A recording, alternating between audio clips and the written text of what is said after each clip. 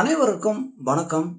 தமிழக வெற்றி கழகத்தின் கட்சியை விஜய் அவர்கள் தொடங்கிய நாளிலிருந்தே ஆளுங்கட்சி அழுத்தம் கொடுக்கறது தொடர்ந்துகிட்டு இருக்கிறது. ஆனால் மற்ற கட்சிகள் எல்லாம் அழுத்தம் கொடுக்கலையே அப்படின்னு கேட்டிங்கன்னா, ஒரு சில கட்சிகளை தவிர மற்ற எல்லா கட்சிகளுமே அழுத்தம் கொடுக்கறது அப்படின்னே சொல்லலாம். அந்த ஒரு சில கட்சியும் கூட சந்தேகம் இருக்குது அப்படின்னே சொல்லலாம்.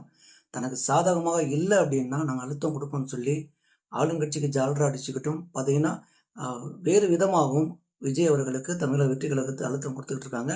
இதில் பலதரப்பட்ட சம்பவங்கள் நடக்குது. அதில் சிபிஐ விசாரணையும், அதாவது கரூரில் அந்த 41 பேர் உயிரிழந்த அந்த சம்பவத்திற்கு சிபிஐ விசாரணையில் சில தகவல் கிடைச்சிருக்கு. அதை பற்றியும் ஈரோட்டில் பொதுக்கூட்டம் நடத்துவதற்கு செங்கோட்டையன் அனுமதி கேட்டிருந்தார். அங்கே நடந்த சம்பவங்களையும், அதுக்கப்புறம் புதுச்சேரியில் என்னதான் புதுச்சேரியில் ரங்கசாமி அவர்கள் அனுமதி கொடுத்திருந்தாலுமே அங்கேயும் சில அழுத்தங்கள் கொடுக்கப்பட்டிருக்கிறது. அதை பற்றி இந்த வீடியோவில் முழுசாவே நம்ம பார்த்தலாம் வச்சுங்களேன். தற்போது கரூரில் அந்த 41 பேர் உயிரிழந்த அந்த சம்பவத்திற்கு சிபிஐ விசாரணை துரிதமாக செயல்பட்டு விசாரிச்சுக்கிட்டே வராங்க. இதற்கு முன்னாடி வீடியோக்களையும் நம்ம நண்பர்களாக நீங்கள் பார்த்துருப்பீங்க.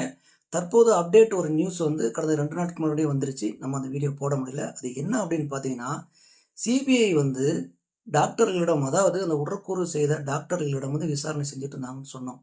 அந்த விசாரணையில் நிறைய விஷயங்கள் பேசப்பட்டது. ஆனால் இப்போதான் கடந்த 2 நாட்களுக்கு முன்னாடி தான் சில விஷயங்களை கசிஞ்சிருக்கு. அந்த விஷயங்கள் என்ன அப்படின்னு பார்த்தீங்கன்னா, அந்த டாக்டர்கள் எல்லாத்துக்கிட்டையும் வரவழைச்சு சிபிஐ முக்கியமான ஒரு விஷயத்த சொல்லியிருக்காங்க. அதாவது இந்த 41 பேர் உயிரிழந்தவங்கள நீங்கள் உடற்கூறு ஆய்வு பண்ணும்போது எத்தனை டேபிளை பயன்படுத்துனீங்க அப்படின்னு கேட்டிருக்காங்க. அந்த டேபிள் 2 டேபிள்னு சொல்லியிருக்காங்க. சரி, இப்போ நான் என்ன பண்ணுறேன் அப்படின்னு பார்த்தீங்கன்னா, 41 உடலை கொண்டு வரேன். நீங்கள் அதே மாதிரி அந்த 4-5 மணி நேரத்தில் நீங்கள் பண்ணீங்கல்ல, 8 மணி நேரம் கூட வச்சுங்க, இல்லை 10 மணி நேரம் கூட வச்சுங்க. அதுக்கு மேலே நீங்கள் பண்ணலை. அதிகபட்சம் 12 மணி நேரம் தான் அந்த சம்பவங்கள் நடந்தது. அந்த சம்பவங்கள், அதாவது உடற்கூறு ஆய்வு நடந்தது. அதில் உங்களுக்கு அதிகபட்சமாகவே நீங்கள் கேட்கும் நேரத்தை நான் தரேன். அந்த உடற்கூறு ஆய்வை என் கண்ணு முன்னாடி பண்ணிக்காங்கன்னு சொல்லிட்டாங்க. ஆடி போயிட்டாங்க டாக்டர் எல்லாமே. அப்போது உடற்கூறு ஆய்வு பண்ண முடியுமா முடியாதா அப்படின்றது எல்லாத்துக்கும் தெரியாமையா போகும். அப்போ எந்த அளவுக்கு அங்கே நடந்த சம்பவங்களை மறைப்பதற்காக இந்த உடற்கூறு ஆய்வு பண்ணீங்க அப்படின்றத நல்லாவே தெரிகிறது. இதற்கு ஆளுங்கட்சி சப்போர்ட் இருக்கிறதும் நல்லாவே தெரிகிறது. ஏன்னா ஆளுங்கட்சி தானே விஜய்க்கு எதிராகவே பேசினாங்க. பார்த்தீங்கன்னா நீதிமன்றம் போகும்போது என்ன நடந்துச்சு நமக்கு எல்லாருமே தெரியும். அப்போ சிபிஐ கேட்கப்பட்ட கேள்விக்கு டாக்டர்கள் யாருமே சரியாக பதில் சொல்லலை. அந்த டேபிள்லாம் சும்மா இருக்கிற டேபிள்லாம் தூக்கி போட்டுலாம் பண்ண முடியாதுங்க. அங்கே பார்த்தீங்கன்னா அந்த உடற்கூறு ஆய்வு செய்யும் பொழுது அங்கே அந்த டேபிள் பார்த்தீங்கன்னா ரொம்ப பாதுகாப்பான ஒரு டேபிள். அங்கே எந்த டிசீஸும் இருக்காத ஒரு டேபிள்.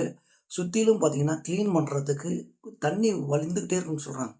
அந்த தண்ணி வந்துக்கிட்டே இருக்கும்போது டேப்பில் வந்துக்கிட்டே இருக்கும். உடனே அவங்க சின்ன சின்ன கீரல்கள் ஏதாவது ரத்தம் வந்ததுன்னா உடனே கழுவிட்டே இருப்பாங்க அப்படின்னு சொல்கிறாங்க. அப்போது அந்த இருக்கிற அந்த ஆர்கான்ஸ்லாம் எடுத்து அவங்க க்ளீன் பண்ணி வைக்கும் பொழுது அதை ஆய்வு பண்ணுறது ஒருத்தர். இப்போது டாக்டர் அந்த அளவுக்கு பர்ஃபெக்டாக செஞ்சால் தான் உடற்கூறு ஆய்வை பண்ண முடியும் அப்படின்னு சொல்கிறாங்க. அப்போது இதற்கு அங்கேருந்து பதில் வரல. நம்ம முன்னாடி ஒரு வீடியோ போட்டிருந்தோம். அதுலேயும் ஒரு விஷயம் சொல்லியிருந்தோம். இதெல்லாம் வீடியோ எடுக்கணும். ஒருத்தர் வீடியோ எடுக்கணும். அதுவும் அரசு தரப்பில் இதை செஞ்சுருந்தாங்கன்னா அரசு தரப்பில் வீடியோ எடுக்கணும். வீடியோவும் எடுக்கலை. இப்போ 2 சம்பவங்களில் பார்த்தீங்கன்னா டாக்டர்கள் மாட்டிக்கிட்டாங்க. காவல்துறை ஒரு சம்பவத்தில் மாட்டிக்கிச்சு. அது எப்படின்னு கேட்டிங்கன்னா, தடியடி யார் நடத்த சொன்னா அப்படின்ற ஒரு விஷயமும் டாக்டர்கள் இந்த சம்பவத்தில் மாட்டிக்கிட்டாங்க. இப்போது சிபிஐ விசாரணை, அதாவது கரூர் நடந்த சம்பவத்திற்கு சிபிஐ விசாரணையில் தமிழக அரசு ஒட்டுமொத்தமாக சிக்கியிருக்கு அப்படின்னு மட்டும் நல்லா தெரிகிறது. கூடிய விரைவில் அதற்கான பார்த்தீங்கன்னா தகவலெல்லாம் வெளியே வரும். பொறுத்திருந்தே நம்ம பார்க்கலாம்.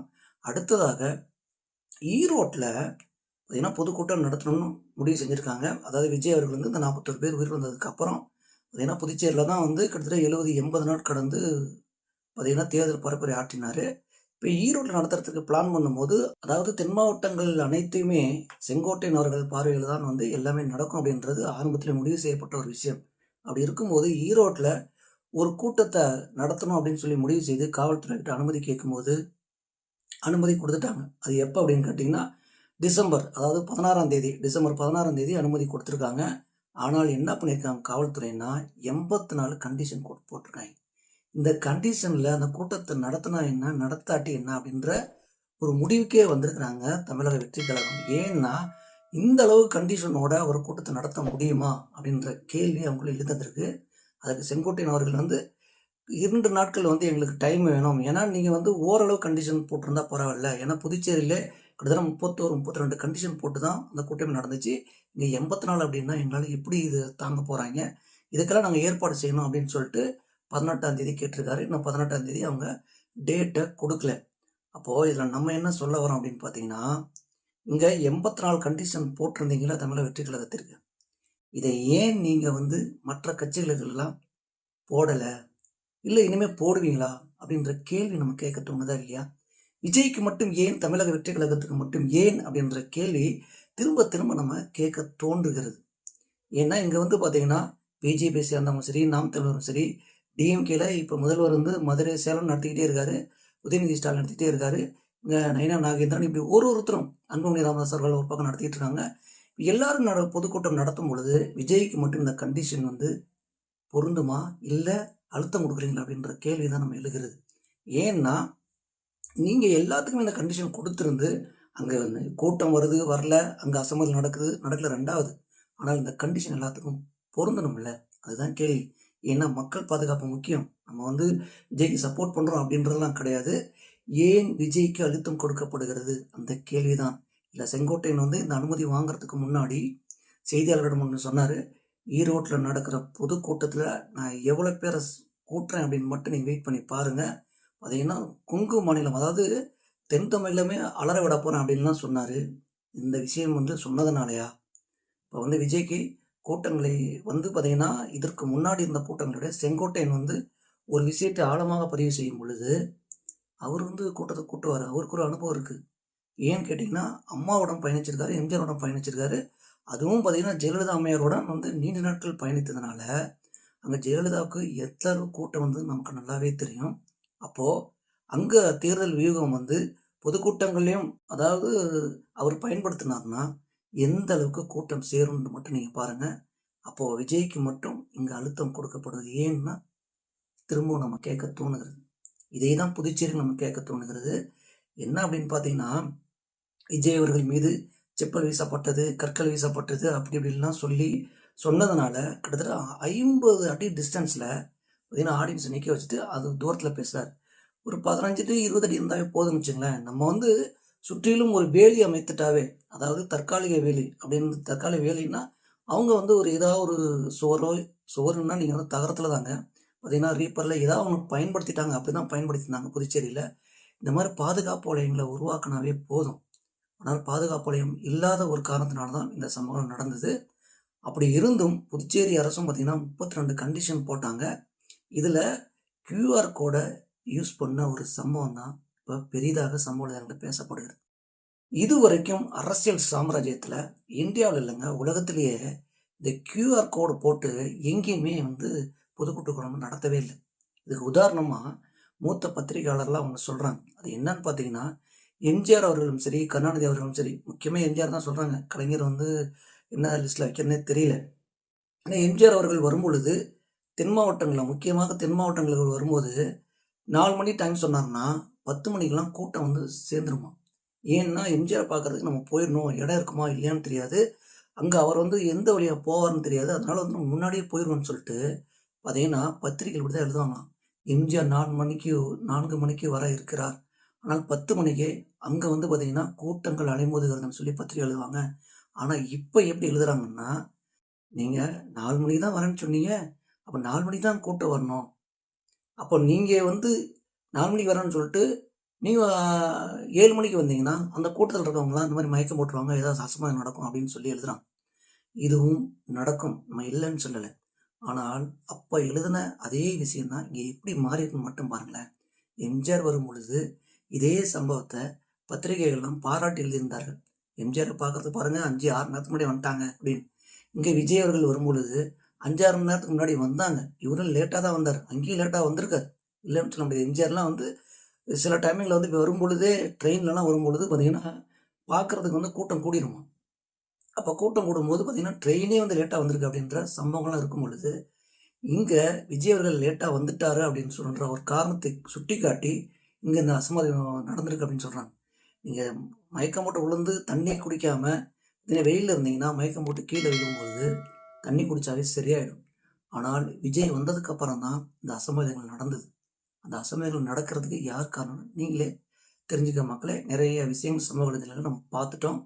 அதே மாதிரி இருக்கும்போது இங்கே புதுச்சேரியில் QR கோடு போட்டு இங்கே வந்து 5000 பேர் நீங்கள் அனுப்புறீங்க அப்படின்னா ஜனநாயகமா அப்படின்ற ஒரு கேள்வியில் தான் செய்கிறது. அப்போது இங்கே விஜய்க்கு அழுத்தம் கொடுக்கப்படுகிறதா இல்லையா? கூட்டம் வரும். அதுக்கான கிரவுண்டு இப்போ ஒன்றும் கிடையாது. மதுரையில் மாநாடு நடத்தினாரு. பார்த்தீங்கன்னா கிட்டத்தட்ட 10 லட்சம் பேருக்கு மேலே இருக்கும் அப்படின்னே சொல்கிறாங்க. சரி, நம்ம ஒரு 5 லட்சம் பேர்னு வச்சுக்கோங்களேன். அப்போ அங்கே எந்த அசம்பாவிதமும் நடக்கலையே. இதே மாதிரி வெயிலில் சாப்பிடாதவங்க, தண்ணி கொடுக்காதவங்க, அவங்களுக்குலாம் சில மயக்க நிலையில் போயிருக்காங்க. அந்த மாதிரி சில சம்பவம் நடந்திருக்கு. அதனால் பெரிதாக அது தெரியவில்லையே. அப்போ எப்படி ஒரு சம்பவத்தை வைத்து நம்ம எல்லா சம்பவங்களும் அப்படி தான் நடக்கும் அப்படின்னு நம்ம எதிர்பார்க்க முடியும் அப்படின்ற ஒரு கேள்வியில் தான் செய்கிறது. ஏன்னா எல்லா கட்சிகளுக்கும் கூட்டம் கூடுகிறது.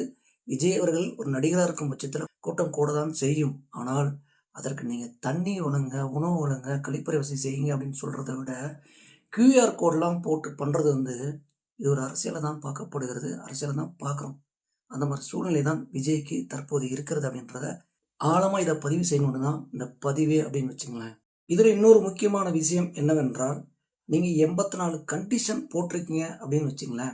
அந்த 84 கண்டிஷனில் ஒரு சில விஷயங்கள் நீங்கள் மிஸ் ஆகி ஏதாவது ஒரு சம்பவம் நடந்து வச்சுங்களேன், தமிழக வெற்றி கழகத்தின் மீது பழியை போட்டுடலாம் அப்படின்ற ஒரு விஷயத்துக்காக தான்.